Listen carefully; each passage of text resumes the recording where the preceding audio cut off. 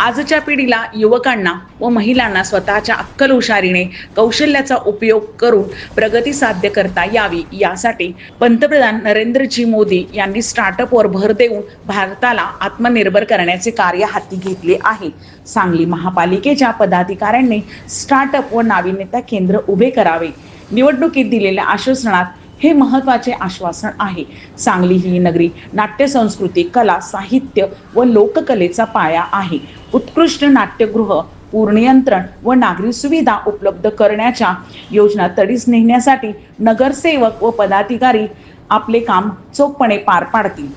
पृथ्वीराज बाबा पाटील यांनी आज महापालिका पदाधिकारी व गट नेत्यांचा सत्कार आयोजित करून त्यांना सांगलीच्या विकासासाठी प्रोत्साहन दिले आहे.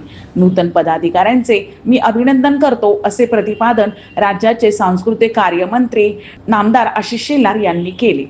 ते आज गुलाबराव पाटील शैक्षणिक संकुलातर्फे महापौर, उपमहापौर व गटनेत्यांचा सत्कार समारंभात बोलत होते. प्रारंभी स्वर्गवासी गुलाबराव पाटील यांच्या प्रतिमेचे पूजन नामदार शेलार यांच्या हस्ते करण्यात आले. स्वागत आणि प्रस्ताविक संस्थाचे संस्थापक चेअरमन माननीय पृथ्वीराज बाबा पाटील यांनी स्वर्गवासी गुलाबराव पाटील यांच्या सार्वजनिक क्षेत्रातील कार्याचा आढावा घेतला आणि त्यांच्या कार्याचा वारसा पुढे नेटाने चालवण्यासाठी स्वर्गवासी गुलाबराव पाटील यांच्या नावाने सुरू असलेल्या शैक्षणिक संकुलात पूर्व प्राथमिक ते उच्च माध्यमिक, इंग्रजी माध्यम शाळा, वैद्यकीय औषध निर्माण, D.Ed, B.Ed व नर्सिंग कॉलेजेसमधून हजारो विद्यार्थी घडत आहेत.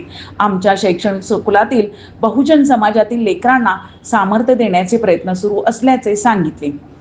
माननीय पृथ्वीराज बाबा पाटील यांनी शेलार यांचा सत्कार केला. गुलाबराव पाटील शैक्षणिक संकुलाचे रचनात्मक कार्य पाहून नामदार शेलार यांनी समाधान व्यक्त केले. यावेळी उपमहापौर गजानन मगदुम, गटनेते संदीप आवटी व आटपाडीचे नगराध्यक्ष UT जाधव यांचा सत्कार नामदार शेलार यांच्या हस्ते करण्यात आला. सूत्रसंचालन प्राध्यापक ND बिरनाळे यांनी केले, तर आभार प्राचार्य डॉक्टर राजेंद्र मेहते यांनी मानले.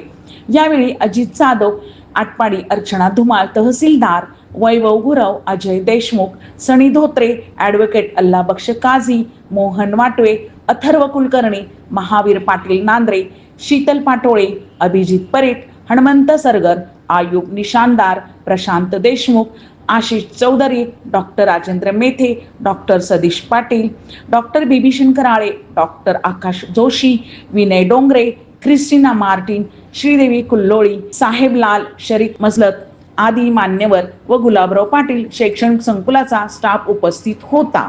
शिक्षक, प्राध्यापक, आमचा स्टाफ यामध्ये योगदान देतोय आणि मग याचा योग सांभाळून पृथ्वीराज बाबांनी सांगितलं की आपल्याकडे असलेल्या निवडून आलेल्या या मंडळींचं त्या ठिकाणी सांगली, मिरज, उपाडा येथल्या महापौर, उपमहापौर, गटनेता आणि आटपाडीचे आमचे नगराध्यक्षांचं करावं. मी आपल्या उपमहापौर मगदुमजी, संदीप आवटीजी यांचं मनापासून अभिनंदन करतो. आटपाडीचे जाधवजी यांचे नगराध्यक्ष म्हणून अभिनंदन करतो. पण माझ्या स्वभावाप्रमाणे मी पाहत होतो की यांनी आश्वासनं काय दिली, कारण मतदार समोर पण आहे. आणि मला एका गोष्टीचं समाधान वाटलं की या आश्वासनाच्या पूर्ण यादीमध्ये तुम्ही स्टार्टअप आणि नाविन्यतापूर्ण केंद्र करायचं ठरवलं. आजच्या युवकाला, आजच्या पिढीला, आजच्या नाविन्यतेने, प्रयोगशीलतेने काम करणाऱ्या प्रत्येक नागरिकाला त्याच्या अक्कल हुशारीवर, मेहनतीवर, त्याच्या स्किल्सवर, कौशल्यावर त्याचा मार्ग सुकर व्हायचा असेल तर माननीय पंतप्रधान नरेंद्र मोदींनी स्टार्टअप नावाची चळवळ सुरू केली. चळवळ म्हणजे आणि मग या चळवळीचं केंद्र आपल्याकडे झालं पाहिजे. हे आपल्या निवडणुकीचं आश्वासन तुम्ही पूर्ण करा, जिथे अडेल तिथे आहे त्या दिशेने तुम्ही काम करा, अशा माझ्या शुभेच्छा. नाट्यगृहाचा सुद्धा विचार आपण केलाय, त्याच्याबद्दल मला खूप समाधान आहे. कारण सांगली, मिरज हा भागच नाट्य संस्कृती, कला संस्कृती, साहित्य संस्कृती, लोककला याचं माहेर आहे. आणि मग अशा वेळेला चांगली उत्कृष्ट नाट्यगृह याचा विचार सुद्धा आपण केलाय. आणि पूर भागातील नियंत्रणाला करण्यासाठीच्या उपाययोजनांचा उल्लेख केला. जनतेने विश्वास आमच्यावर टाकला, महायुतीवर टाकला. महापौर, उपमहापौर, गटनेते यामध्ये 100% खरे उतरतील याबद्दल माझ्या मनात शंका नाही.